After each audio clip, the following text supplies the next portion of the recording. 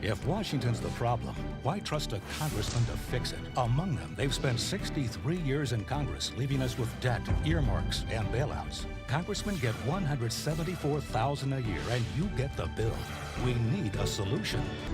Newt Gingrich was a career politician selling access here in Washington, D.C. 84 ethics complaints while he was Speaker, driven out of the speakership in disgrace. Having to pay $300,000 for lying, for complete fraud. Newt Gingrich is also the latest example of how the corrupt revolving door drives Washington. Made $100 million playing the revolving door game. A big part of that is just lobbying money. Congress is really bought and sold. They're bought and sold legally. Gingrich received up to $1.8 million from Freddie Mac just before a collapse. Newt Gingrich has been on both sides of a long list of issues. He went the other way when he got paid to go the other way. He is the absolute symbol of that corrupt system.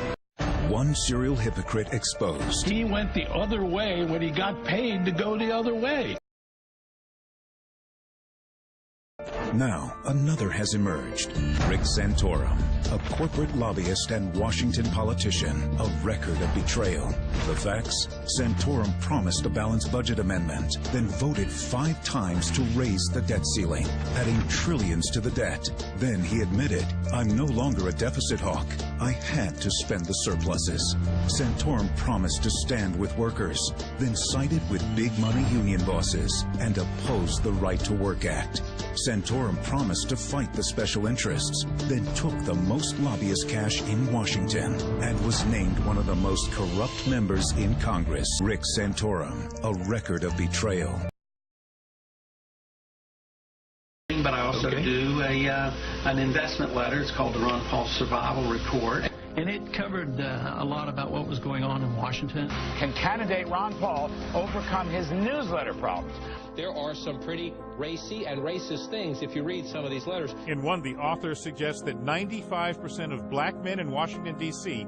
are criminals. Boy, it sure burns me to have a national holiday for that pro-communist philanderer, Martin Luther King. These stooges don't scare me. Threats or no threats, I've laid bare the coming race war in our big cities, the federal homosexual cover-up on AIDS. GOP presidential candidate Ron Paul being criticized for his foreign policy plans, which many of his rivals say are too weak and too hands-off. But despite Paul's views, the Texas congressman is soaring in the polls, even has a very good shot at winning the Iowa caucus. Take a look at this recent poll. What if Paul wins the nomination?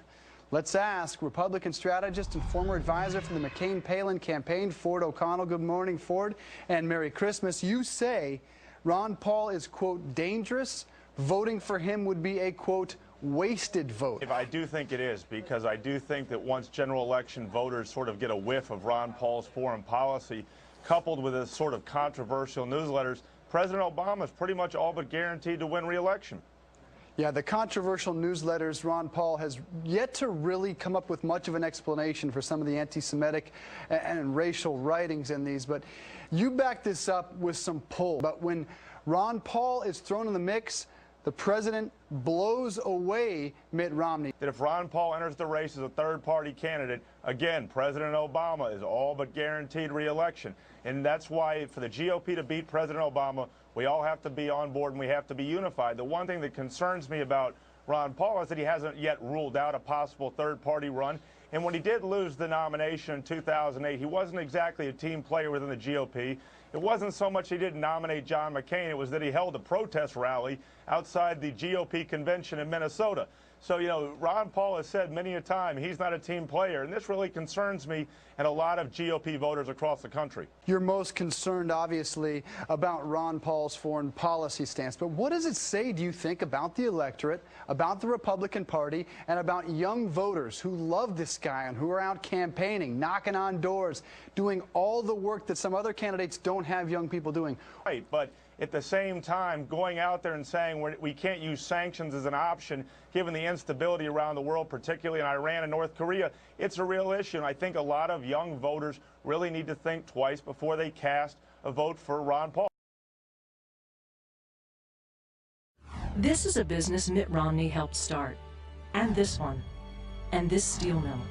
Mitt Romney helped create and ran a company that invested in struggling businesses, grew new ones, and rebuilt old ones, creating thousands of jobs. Those are the facts.